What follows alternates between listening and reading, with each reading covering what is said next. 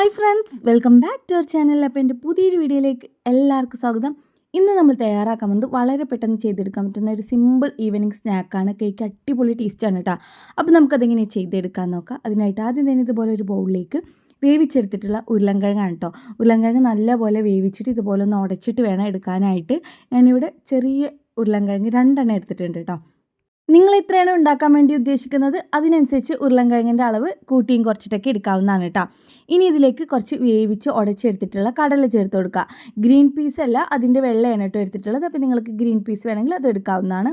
നല്ലപോലെ വേവിച്ചിട്ട് ഇതുപോലെ തന്നെ ഉടച്ചിട്ടാണ് കേട്ടോ ചേർത്ത് കൊടുക്കേണ്ടത്. ഇനി ഇതിലേക്ക് സവാള ചേർത്ത് കൊടുക്കുക. ഒരു സവാള ചെറുതായി അരിഞ്ഞെടുത്താണ്.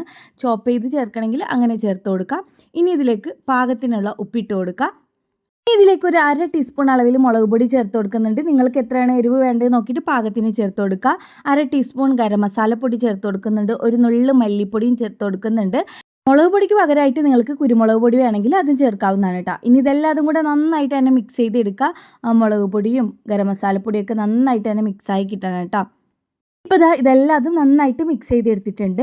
ഇനി നമുക്ക് വേണ്ടത് ബ്രെഡാണ്. അപ്പോൾ ബ്രെഡിൻ്റെ സെൻറ്ററിലായിട്ട് നമുക്ക് ഈ ഒരു ഫില്ലിങ്സ് വെച്ച് കൊടുക്കുക.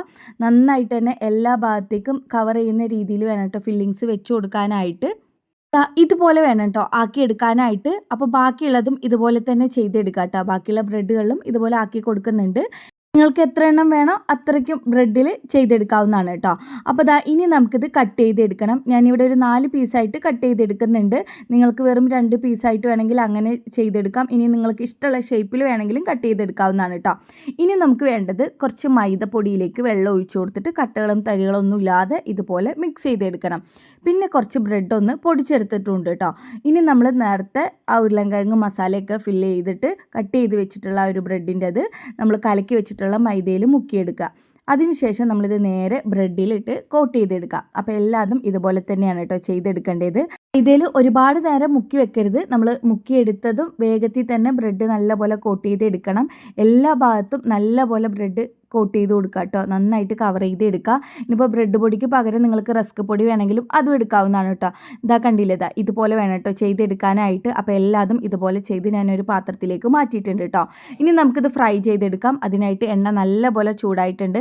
ചൂടായ എണ്ണയിലേക്ക് ഓരോന്ന് ഇട്ട് കൊടുക്കുക. എന്നിട്ട് മീഡിയം ഫ്ലെയിം ഇട്ടിട്ട് വേണം ഫ്രൈ ചെയ്തെടുക്കാനായിട്ട്. ബ്രെഡ് ആയതുകൊണ്ട് തന്നെ പെട്ടെന്ന് കരിഞ്ഞു പോകും. അപ്പോൾ ഫ്ലെയിം ഒന്ന് മീഡിയത്തിൽ വെച്ച് കൊടുത്തിട്ട് ഫ്രൈ ചെയ്തെടുക്കുക. തിരിച്ച് മറിച്ചൊക്കെ ഇട്ട് കൊടുക്കുക. നല്ലൊരു ബ്രൗൺ കളറായി വരുമ്പോൾ എടുത്ത് മാറ്റാവുന്നതാണ്.